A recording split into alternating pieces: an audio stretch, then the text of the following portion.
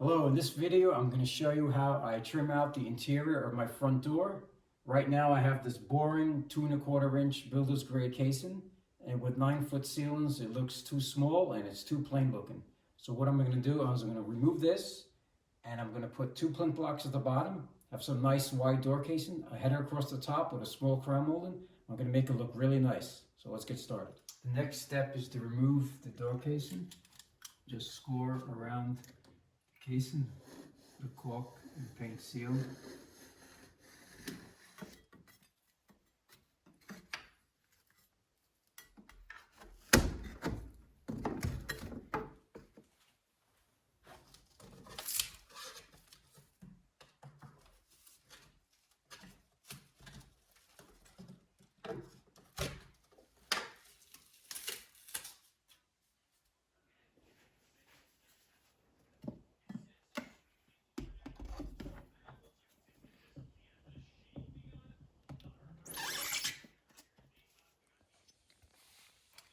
Here, the sheetrock was proud of the door jamb, about 1/4 inch, and what I had to do is cut out the drywall here, almost about halfway up, and replace it with a thinner 3/8 inch drywall.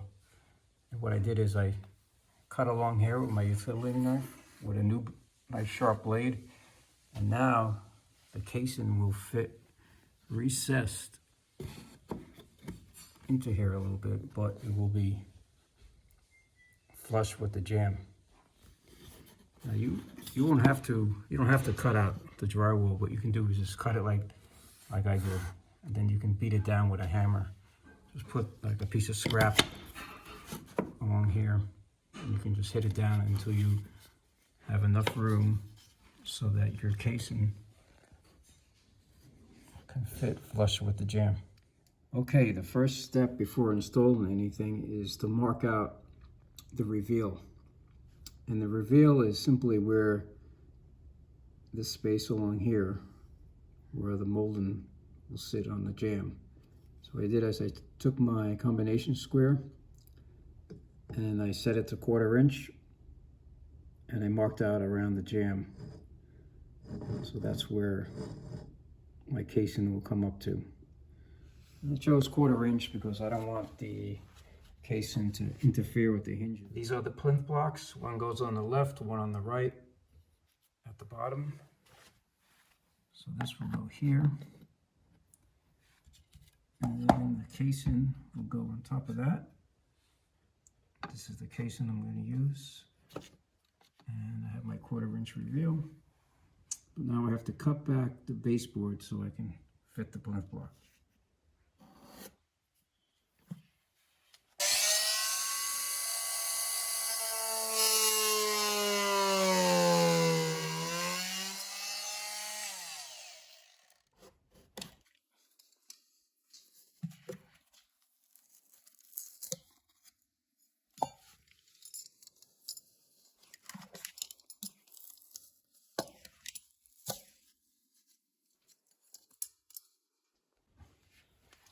Now I can install the plinth blocks, and I'm going to nail this in with a 18 gauge nail in the jamb and a 2½ inch 16 gauge nail on this side so I can reach the framing.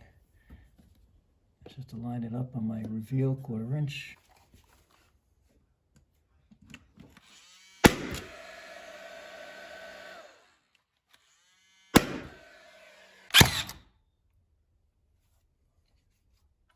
Now I can get a length for the door casing.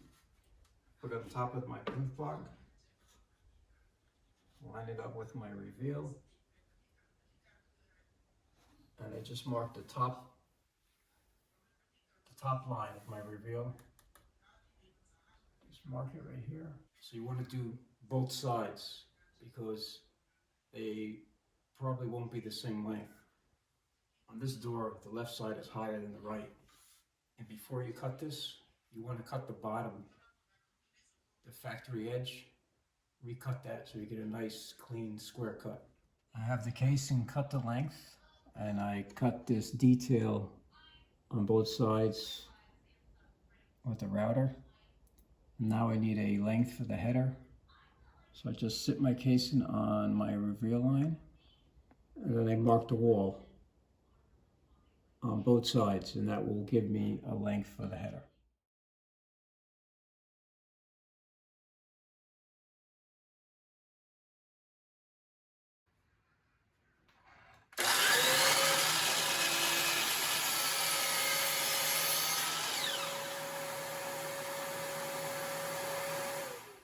The next step is to install this base cap.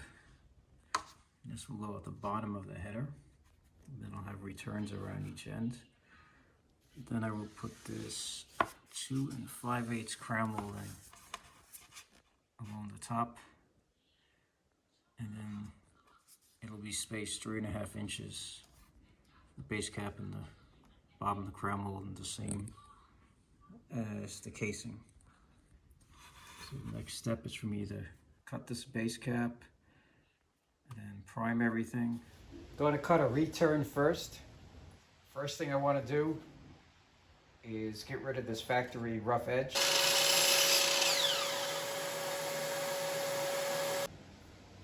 You can get the length for the return by just marking the backside like this with the same material. Now I just have to cut this at a 45. So it's just like cutting an outside corner.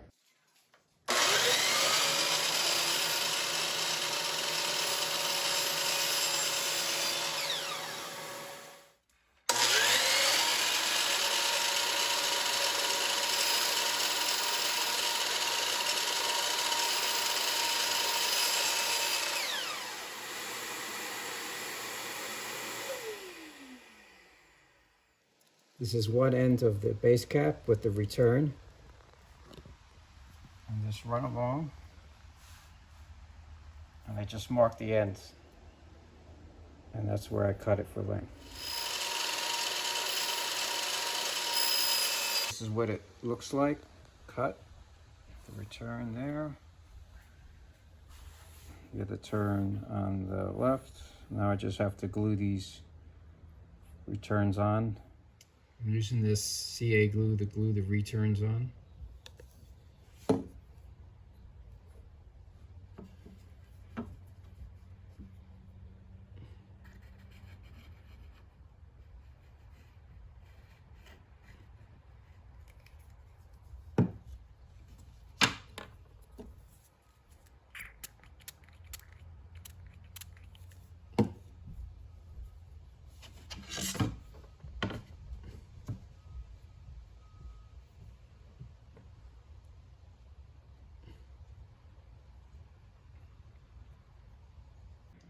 This is the crown molding I'll be using. This is a 2 5/8 Colonial style crown. This is MDF. So the first thing I want to do is cut my returns. And of course, first you want to get rid of that factory edge and get a nice clean cut. I'm going to cut my return, and I got my length for the return the same way I did the base cap. I just measured it from the back of the header.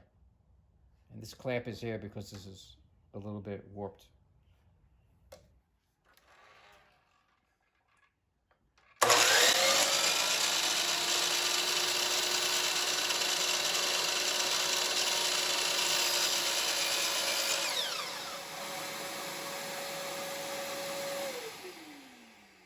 This is the return, and I'm pretending that the table is the wall, and it will sit here just like that.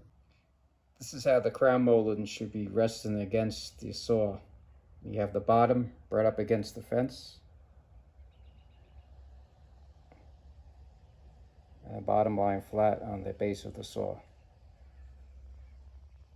So this is upside down and backwards. So the left is the right is the left. Just have to remember that. And I'm going to cut this return. And my blade will be to the right of that pencil line.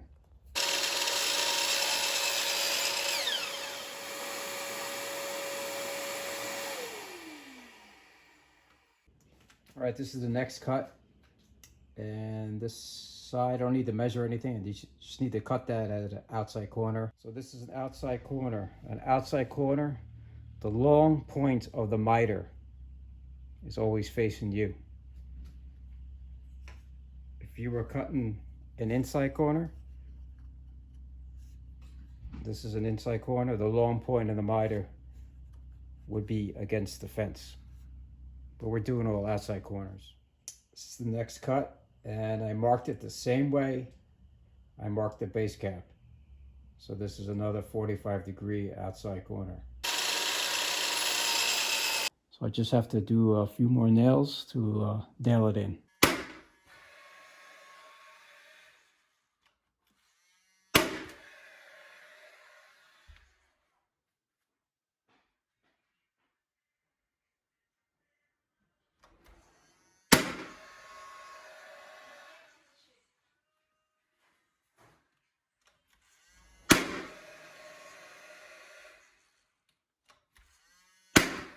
And this is the base cap I'll be installing. And this will be installed upside down like that. So it looks better in this application. Before I install the base cap, I'll just run a bead of glue on the back of it to help hold it on.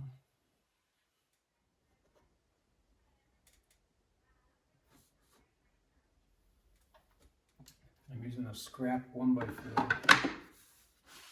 so I can get my 3.5-inch reveal.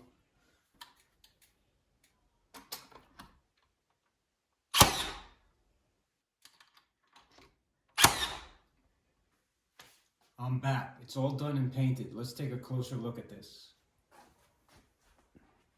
This project cost me $78 to do, not including the paint. And I painted this with Benjamin Moore Regal Select semi-gloss white. Came out nice and smooth. And I prime everything first before I install it and sand it.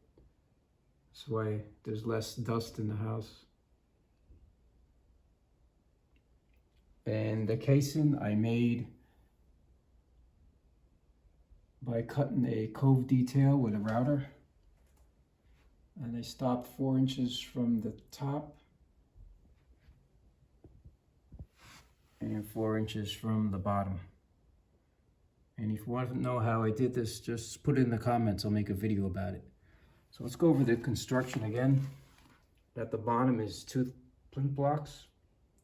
These are 3.5 inches wide and 6.5 inches high, and they're about 1 1/8 inch thick. The casing is a 1x4 finger jointed pine. At the top is the header, which is a 1x6.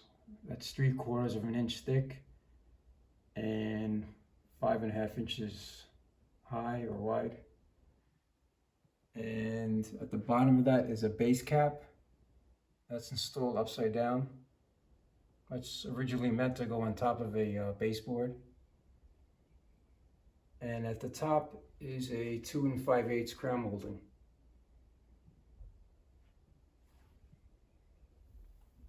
All the materials in this project I bought at Lowe's, with the exception of the 1x4 casing. The one that Lowe's sells have a really thick coating of primer on it that chips off easily. So I got these in the lumberyard. And this is a really easy project to do. It's not hard at all. You can do this on any door in your house. You can do it on the outside of the door and on the inside of the room. And all you need is basic tools to do it. You can do it with a circular saw, a hand miter box, and you can use regular finish nails. So I hope you found this video useful and it helps you in your project. Now it's your turn to try this.